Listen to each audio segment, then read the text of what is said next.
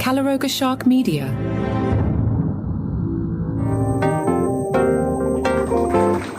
Hey there, I'm Johnny Mac with your daily comedy news. I'm actually going to start with a couple of articles that I've been really interested in.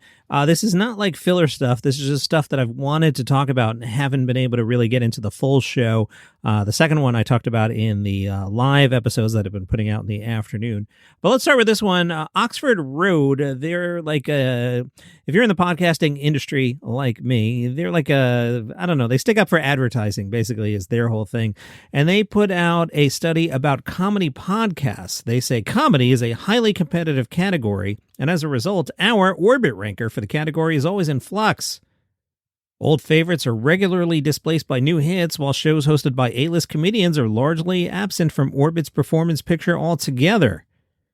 Even if some of the 15 hit shows listed on their comedy ranker aren't on your radar, they've earned their place on the list, says Oxford Road. Many are led by creators who've built up loyal audiences over a long period of time.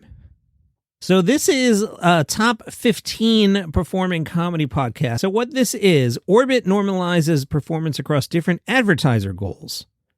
Orbit factors in what advertisers paid and what they were trying to achieve, right? So this is for comedy podcasts that do well for advertisers.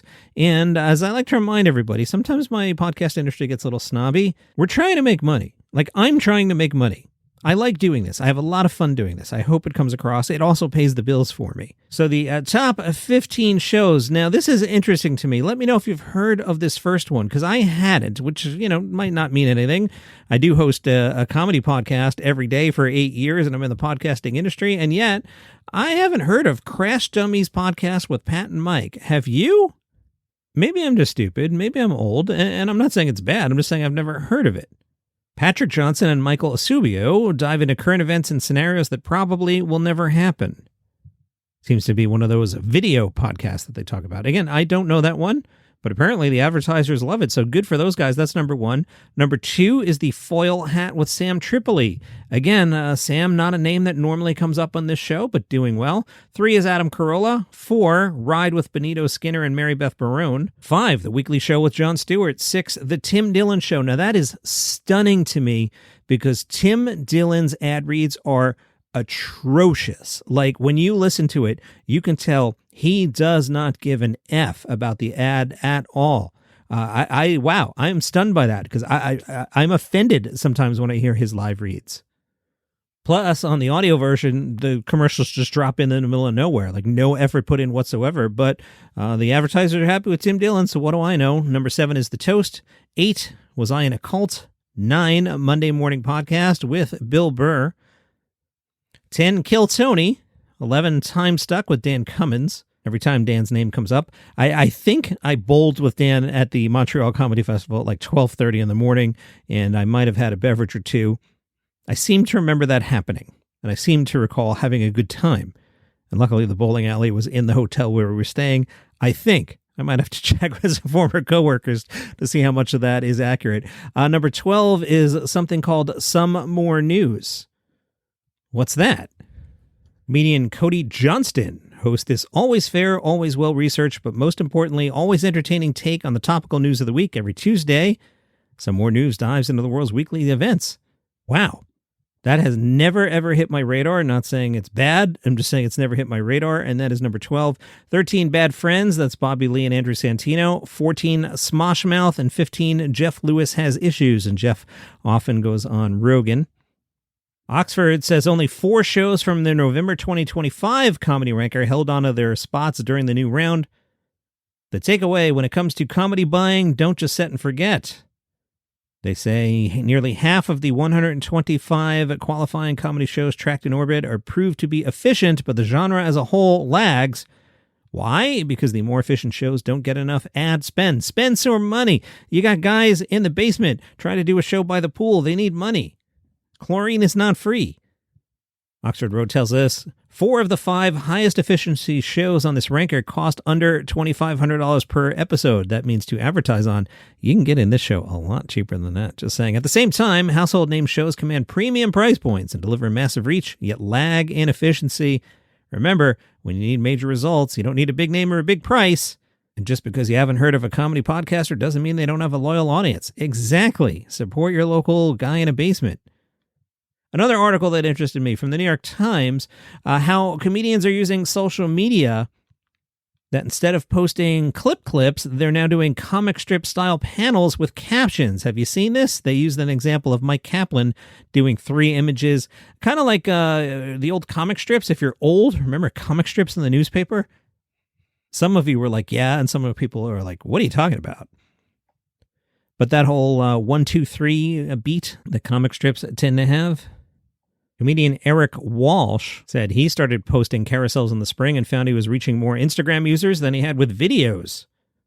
He explains, and this makes sense, some people just don't want to watch clips at work and stuff like that, and so the fact they can just scroll through the pictures, it makes it easier to consume and distribute. Julian Brenny is a 36-year-old stand-up comedian who said, sometimes you have a joke you love, but sometimes you get a tape and maybe the video's not so good or the audio's not so good and the crowd didn't love it, and so it takes a long time to get a really good tape of a joke, whereas with a carousel, you can kind of do it straight away. D.S. Shankar is a 32-year-old comedian and said, the hook is much faster with these. People are able to see the first punchline on the first page immediately, so there's not even this 10-second delay that you have with the videos.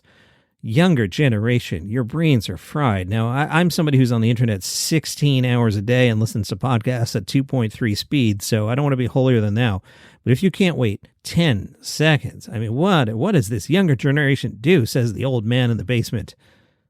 Regina Luttrell runs Syracuse University's Center for the Creator Economy and said, there's no sound to turn on. There's no video to sit through. There's no waiting for sort of a payoff. Geez, what are we doing, people?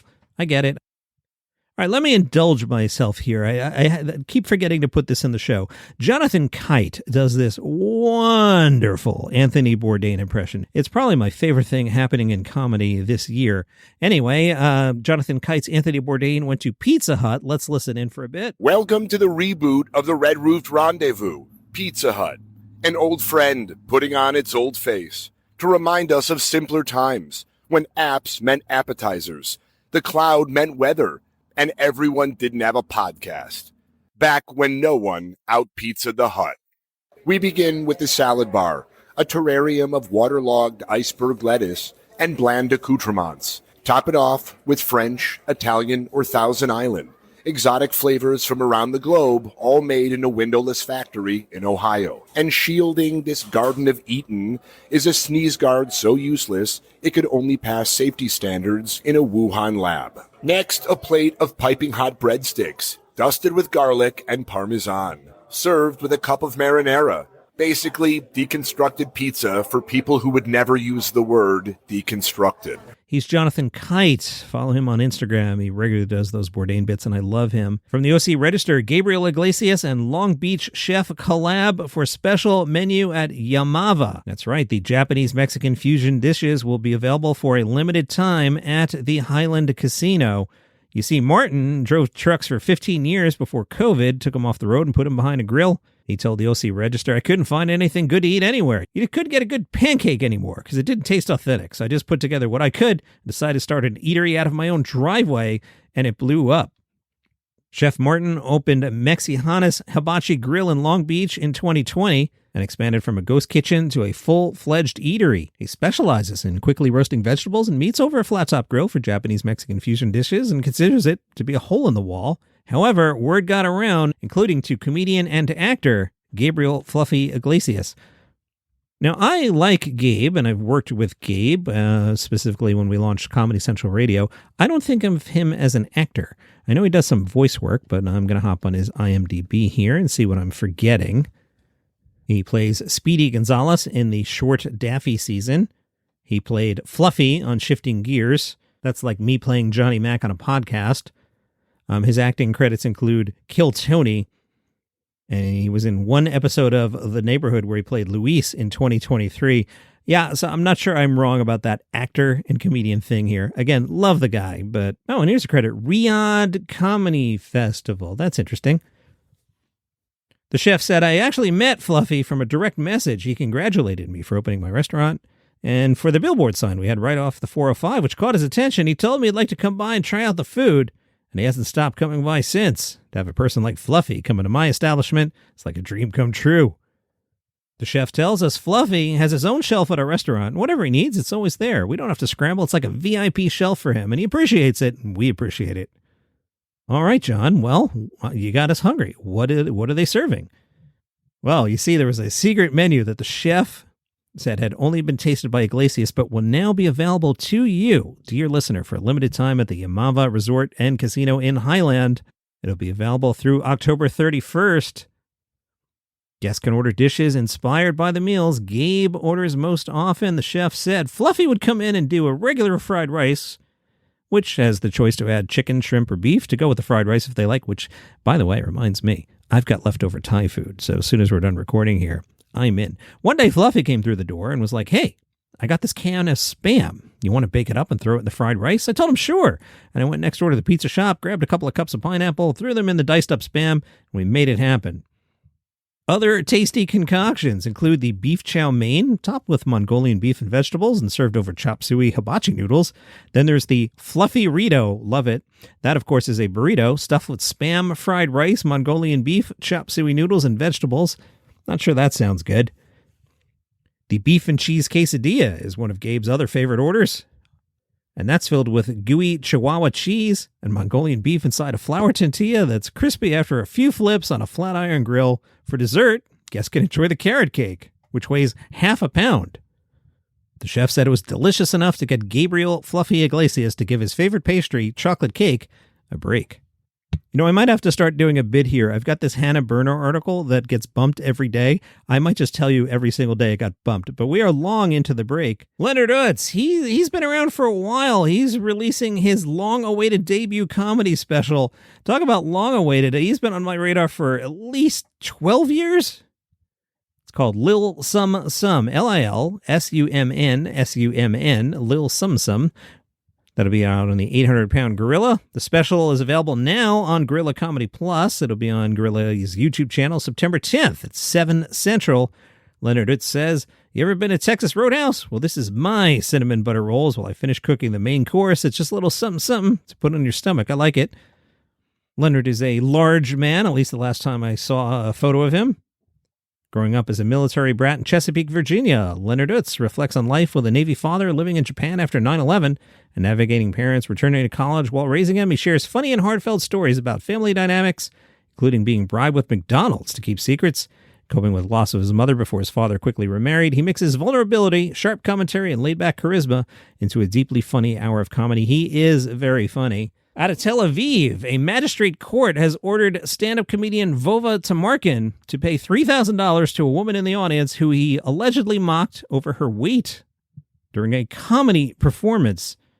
The judge ruled that the comedian's comments went beyond what could reasonably be considered part of a stand-up performance. The woman attended a Russian-language stand-up show. According to the lawsuit, the comedian told her during the performance, buckle up here. If you think the Taylor Swift joke that Joe Coy made was harsh, I should play that for you just to refresh your memory. The big difference between the Golden Globes and the NFL, on the Golden Globes, we have fewer camera shots of Taylor Swift. Now, if you think that Joe Coy joke was harsh, listen to what the comedian said at a comedy show about the woman's weight. The comedian said, soon a man will come on stage who weighs as much as you. He's been involved in boxing fights for 8 years. Whoa, dude, at a comedy club? Back that down. She also claimed that the comedian said, now listen to this, okay? I don't want to offend anybody. Listen to this. You remind me of my cat. You're as fat as she is. Whoa, at a comedy club? Are you kidding me? Can't have crowd work like that. The comedian, who's 22, denied making the statements. However, he also argued that audiences attending stand-up comedy understand that the genre involves provocation, humor, and jokes at the expense of audience members, and that such interactions are part of the experience. He also disputed the woman's account, claiming she had attributed statements made by other comedians to him. The judge, however, found the woman's testimony credible, determining that Tamarkin's testimony was not equally reliable. The judge wrote, language used in stand-up performance is, to put it mildly, not clean, and participants who attend such performances should be aware of that. However, humiliation that goes beyond the boundaries of that unclean language should be avoided. The judge ruled that the comments concerning the woman's weight, including the references to a, quote, fat cat and a boxer, crossed the line of what could reasonably be expected at a comedy performance. The court rejected the woman's full compensation demand amount of, I have to do a currency conversion here. Let me see what this is in dollars. She was asking for 50,000 Israeli new shekels, and according to my exchange rate, that's approximately $16,679.73. Again, she was compared to a boxer and called a fat cat and wanted $16,000, but the judge was like, no, no, no. Tamarkin was ordered to pay 10,000 new Israeli shekels, including 4,000 NIS toward the woman's legal expenses. Tamarkin said, when I do my stand-up, my only goal is to make the audience happy with quality comedy. I never go on stage with the intention of hurting anyone. But he has, although the court's decision left a bad taste from this whole story, for my career as a stand-up comedian, gave me a serious boost. And that's obviously something I can't help but be happy about. Dude, buy yourself a ticket to Austin and hope your name comes up in the hat. And that is your comedy news for today. This was a fun one. I enjoyed this one. See you tomorrow.